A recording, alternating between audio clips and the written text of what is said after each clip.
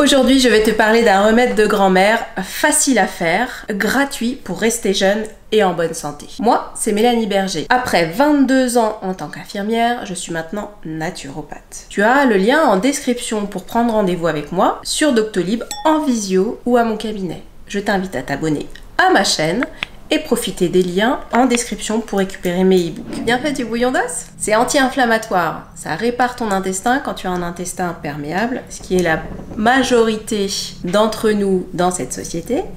Mais aussi quand on est sportif, ça permet de refaire des cellules musculaires, des cellules tissulaires. Ça nous permet d'avoir une belle peau grâce au collagène qui va sortir des os. Trop facile pour faire un bouillon d'os. Tu demandes à ton boucher de te donner ses os. Tu les ramènes, tu vas utiliser tes fans de poireaux, tes fans de radis, tes fans de carottes.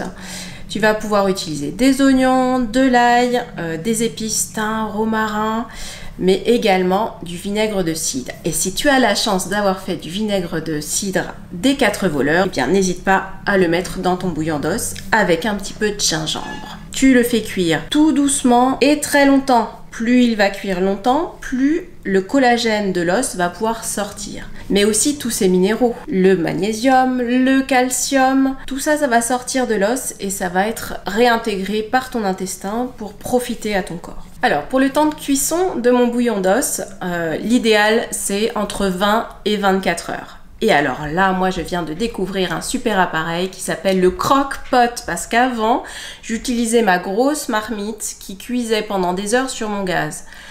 Et j'avoue que effectivement, le gaz, ça peut être un peu insécure puisque ça va cuire toute la nuit et je ne pourrais pas forcément le surveiller. Donc, si tu as du gaz, une plaque électrique ou de l'induction, bah écoute, je t'invite à utiliser Croque-Pot qui te mettra en sécurité pour cuire longtemps ton bouillon d'os. Je te mets un lien dans la description de la vidéo avec l'appareil que j'utilise, que je viens de découvrir et qui est génial. Qu'est-ce qu'on fait du bouillon d'os? Eh bien super, c'est pratique, tu vas pouvoir le garder au frais pendant 5 jours, mais 5 litres de bouillon d'os, qu'est-ce que j'en fais au quotidien? Eh bien tu peux en faire des soupes de ramen, délicieux, la petite soupe japonaise avec les pâtes qui sont à l'intérieur, des pâtes de riz ou des pâtes de sarrasin. Tu vas pouvoir aussi l'utiliser pour faire ton bouillon de ta soupe, tu pourras faire du pot-au-feu, tu pourras faire de la blanquette, toutes tes recettes avec des sauces, tu utiliseras ton bouillon d'os plutôt qu'un bouillon cube. Et si tu as des questions, n'hésite pas à me les mettre en commentaire. Si tu as aussi d'autres envies pour des vidéos, n'hésite pas à me le faire connaître. À très bientôt pour ma prochaine vidéo.